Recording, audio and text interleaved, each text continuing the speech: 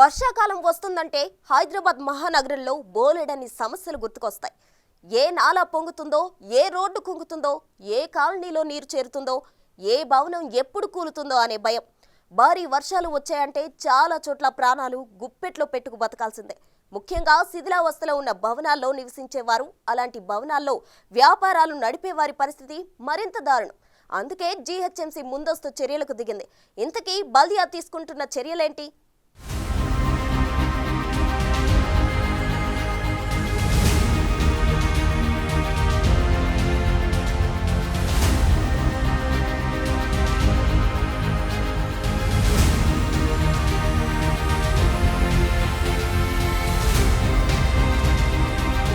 శిథిల భవనాల తొలగింపుపై జీహెచ్ఎంసీ నజర్.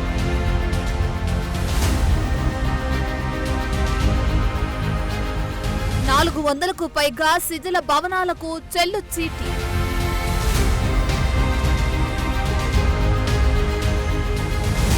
Town planning ఆధ్వర్యంలో శిథిల భవనాల కూల్చివేత.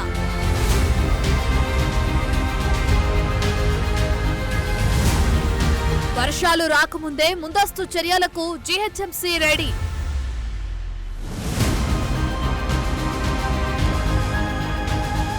అవును, ఈ ఏడాది ఎండలు మండకముందే వర్షాలు పలకరిస్తున్నాయి. ఇక మరికొన్ని రోజుల్లో రుతుపవనాలు రానున్న తరుణంలో బల్దియా ముందస్తు జాగ్రత్తలకు రంగు సిద్ధం చేసింది.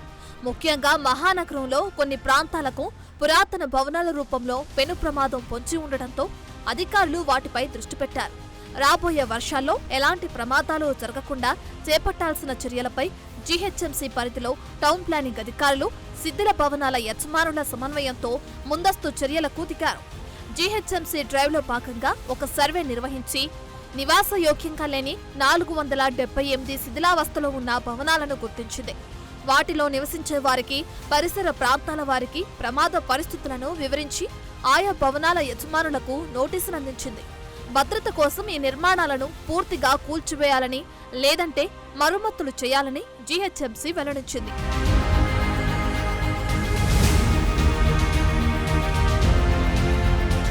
ఇక జూన్ 5 నుంచి 11వ తేదీ మధ్యలో తెలంగాణలోని రుతుపవనాలు ప్రవేశించనున్నాయి. ఈసారి నైరుతి గమనం సానుకూలంగానే ఉండబోతోందని వాతావరణ శాఖ ఇప్పటికే ప్రకటించింది. తొలుత కేరళను తాకనున్న రుతుపవనాలు అక్కడి నుంచి ఏపీలోకి, రాయలసీమ మీదుగా తెలంగాణ చేరుకోవడానికి 5-6 రోజుల సమయం పడుతుందని వాతావరణ శాఖ తెలిపింది. రుతుపవనాల రాకలో జాప్యం జరిగితే జూన్ 2వ వారంలోనే రాష్ట్రమంతటా విస్తరిస్తాయని నిపుణులు చెబుతున్నారు. గతేడాది కేరళను జూన్ 11న తాకిన రుతుపవనాలు తెలంగాణలో 20 నాటికి విస్తరించాయి. అయితే ఈసారి జూన్ 2వ వారం నాటికే వర్షాలొచ్చే అవకాశం ఉంది. ఇక మహాసముద్రాల ఉపరితల ఉష్ణోగ్రతలు, వాతావరణ మార్పులన్నీ సానుకూలంగా ఉండటంతో ఈ ఏడాది నైరుతి రుతుపవనాలతో సాధారణ వర్షపాతం నమోదయ్యే అవకాశముందని కూడా వాతావరణ శాఖ పేర్కొంది. అయితే పెరుగుతున్న పర్యావరణ మార్పుల వల్ల వాతావరణాన్ని ఒక్కసారి అంచనా వేయలేని పరిస్థితి ఉంది.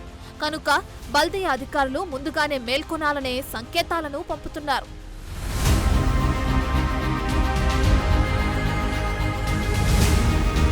నిజానికి వర్షాకాలం ప్రారంభం కాకముందే హైదరాబాద్లో శిథిలావస్థలో ఉన్న భవనాలు ఏ క్షణంలో కూలిపోతాయోనన్న ఆందోళన ఎక్కువైంది.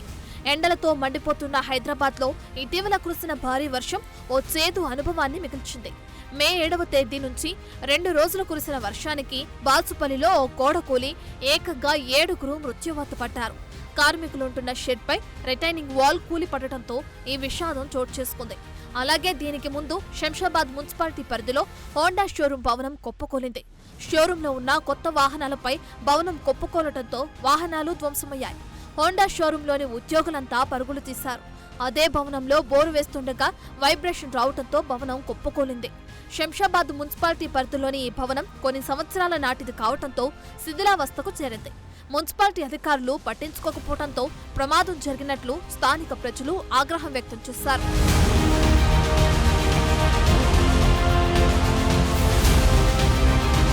జీహెచ్ఎంసీ పరిధిలో శిథిలావస్థకు చేరిన నిర్మాణాలను తొలగించడం, తద్వారా అందులో ఉన్న వారికి ఎలాంటి ఇబ్బందులు లేకుండా చూడాల్సిన బాధ్యత అర్బన్ లోకల్ బాడీలపై ఉంటుంది.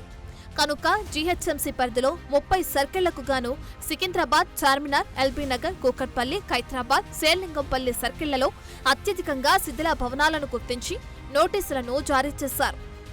సికింద్రాబాద్ పరిధిలోని వండా మార్కెట్ పరిధిలో చాలా శిథిల భవనాలను గుర్తించి టౌన్ ప్లానింగ్ అధికారులు నోటీసులను జారీ చేశారు. ప్రతినిత్యం రద్దీగా ఉండే ప్రాంతానికి సమీపంలో గతంలో సిటీ లైట్ హోటల్ భవనం కూలి పలువురు మృతి చెందారు. సికింద్రాబాద్ మార్కెట్ ప్రాంతంలో గతంలో పురాతన భవనం మొదటి అంతస్తు నుండి బాల్కనీ కూలి క్రింద ఉండే షాపు యజమాని మరణించగా మరికొందరు గాయపడ్డారు. ప్యారడైజ్ సెంటర్లో ఉన్న చంద్రలోక్ కాంప్లెక్స్ రైలింగ్ కూలి వ్యక్తి మరణించగా కార్లు, 2 వీలర్స్ ధ్వంసమయ్యాయి. ఇలా వర్షం వచ్చిందంటే చాలు పాత నిర్మాణాలు ప్రాణాలను తీస్తున్నాయి.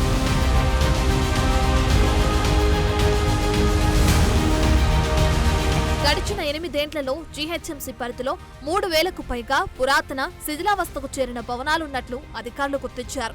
ఇందులో 500కు పైగా కూలిపోయే స్థితిలో ఉన్నాయని తేల్చి కూల్చివేశారు.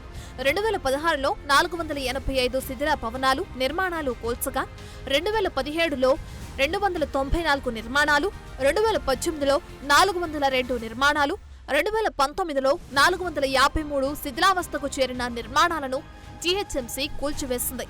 ఇక 2020 సంవత్సరంలో మొత్తం 575 శిథిలావస్థకు చెందిన నిర్మాణాలు, 2021లో 540 నిర్మాణాలు గుర్తించి చర్యలు చేపట్టింది. అలాగే 2022లో మొత్తం 620 వరకు శిథిలావస్థలో ఉన్న నిర్మాణాలను గుర్తించిన బల్దియా అధికారులు అందులో 430 నిర్మాణాలను కూల్చివేశారు. 2023లో 500 వరకు శిథిల భవనాలు గుర్తించి 400 నిర్మాణాలపై చర్యలు తీసుకున్నారు.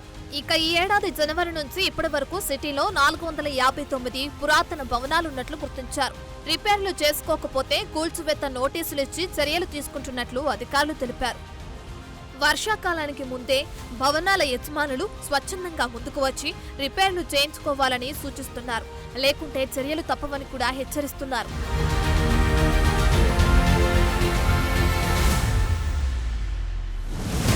ఇక జీహెచ్ఎంసీ పరిధిలో బేగం బజార్, గోషామల్, కార్వాన్, చార్మినార్ ప్రాంతాలతో పాటు సికింద్రాబాద్, మొండా మార్కెట్, అల్వాల్ ప్రాంతంలో శిథిలావస్థకు చేరిన నిర్మాణాలు ఎక్కువగా ఉంటున్నాయని అధికారులు గుర్తించారు. సికింద్రాబాద్ జోన్ పరిధిలో అత్యధికంగా శిథిల నిర్మాణాలు ఉంటుండగా ఖైరతాబాద్ జోన్, ఎల్బీనగర్ జోన్ పరిధిలో శిథిల భవనాలు 2వ స్థానంలో ఉన్నాయి. కూకట్పల్లి జోన్, చార్మినార్ జోన్ పరిధిలోనూ కొన్ని పాత భవనాలున్నట్లు గుర్తించారు. ఇక అతి తక్కువగా శేర్లింగంపల్లి జోన్ పరిధిలో శిథిల నిర్మాణాలు ఉంటాయంటున్నారు. సిటీలో తక్కువ సమయంలో ఎక్కువ వర్షం కురవటం, అది కూడా భారీగా పడుతుండటంతో ఎప్పుడు ఎలాంటి ప్రమాదం జరుగుతుందో, ఎంత నష్టం వాటిల్లుతుందో తెలియని పరిస్థితి నెలకొంది. అనేక శిథిల భవనాలు, మార్కెట్లు, ప్రధాన మార్గాలు రద్దీ ప్రదేశాల్లో ఉంటున్నాయి. అలాంటి చోట ప్రమాదం జరిగితే చాలా నష్టం జరిగే అవకాశం ఉంది. కనుక అధికారులు ముందస్తు చర్యలను కఠినంగా చేపడుతున్నారు.